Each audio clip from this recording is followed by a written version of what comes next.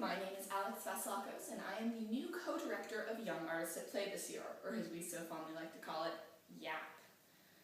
I'm so excited to get to work with all of you. I see many familiar faces and some new ones, and to you I say, welcome to our YAP family. Our goal this summer is to teach these kids about theater, but we want to make it fun. We want this experience to be special to them, and we want to make sure that they feel included at all times. Our programs are really made what they are by our wonderful staff, and that's you all. I mean, every year that I was at camp here, the staff really made it. The interns were great. The teachers were like gods to us. It really made the time special, and I want to make sure that kids still feel that way at our camp.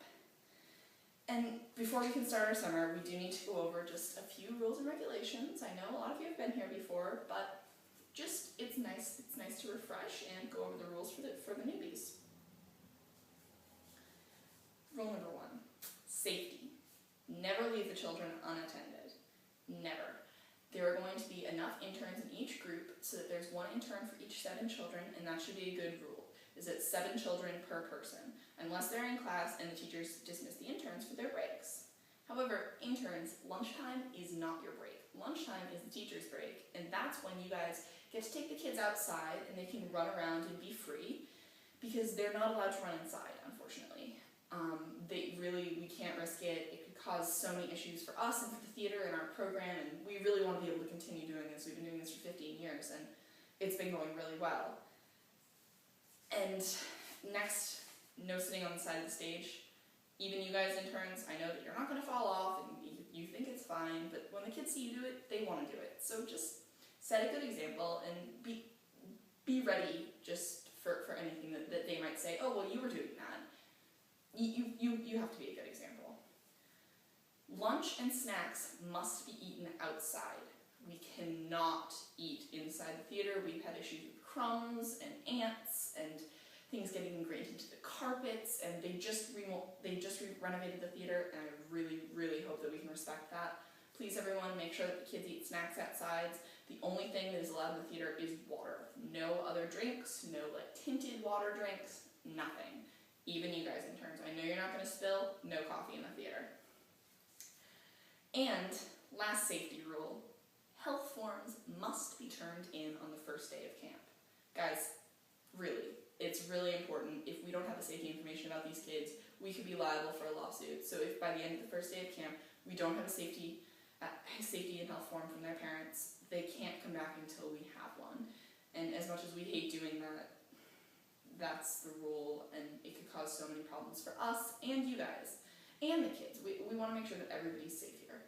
So please just no camp until you get the health forms. Okay, so next layout, camp schedule. Every morning, the kids will check in at 9 o'clock. So you have 9 o'clock to 9:15. You want to keep the door open to make sure that everybody gets here. Then the first class will start then.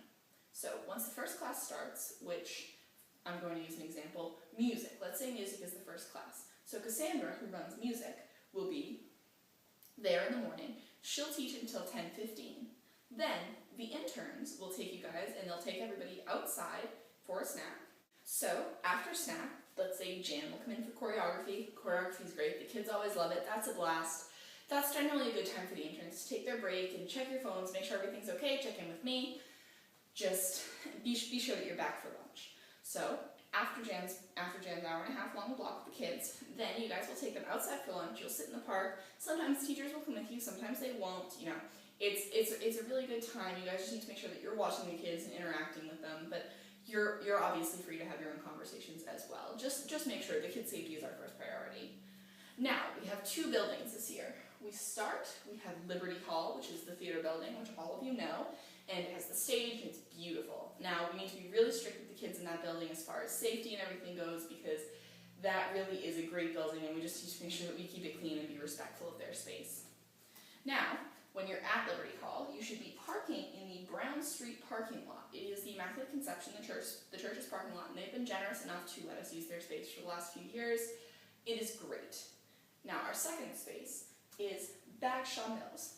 That is the theater's offices. So when you go in for the morning, if you're working at Bagshaw, all of you need to walk through the offices, and I'm going to give the senior intern keys, and you'll be opening up the doors. You guys just need to be really quiet and really respectful of their space because the office workers are still working and they're trying to make next season the best for everybody. So we really just want to make sure that we're on top of it and we're being respectful towards them. Now, when you're at Bagshaw, there's a parking garage down the street. You are more than welcome to park there. You're more than welcome to park in the metered spots. You just want to watch it so you don't get a ticket. But you are also more than welcome to park in the church parking lot again, because it's not a far walk and it's free parking, and we know that we can leave our cars there and have them be safe.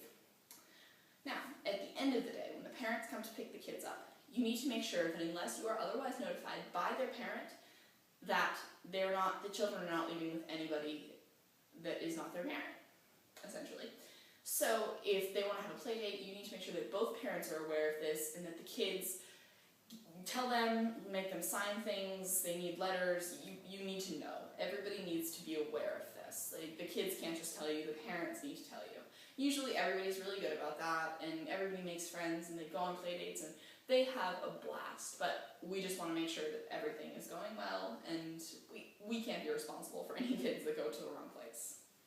Now, at the end of the day, you're going to hand the kids what we did today sheets. They'll list off a simple list of the games that we played.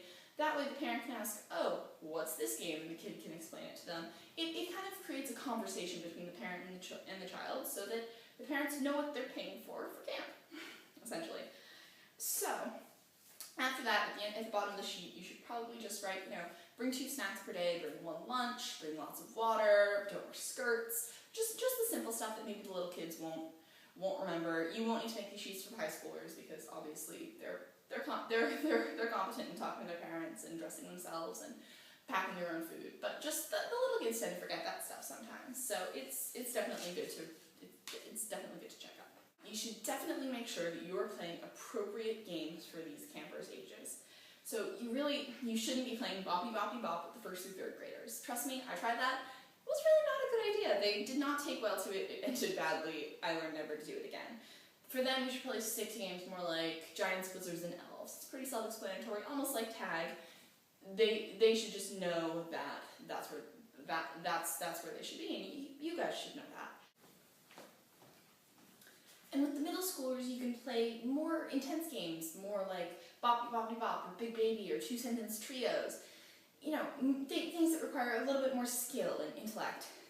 And with the high schoolers, you can really get to play some of the fun, complex games like Party Quirks or Carpool, and really develop characters and plot.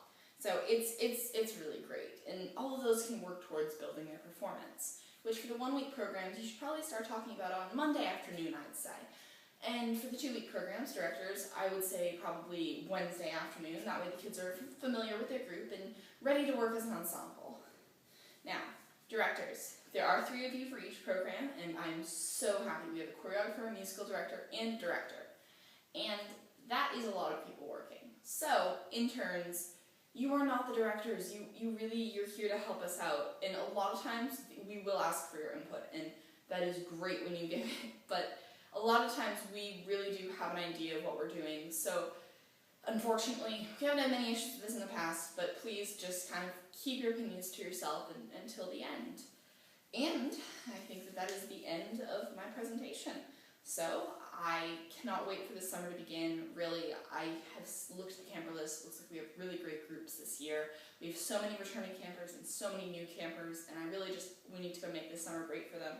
So without much further ado, let's go start our summers.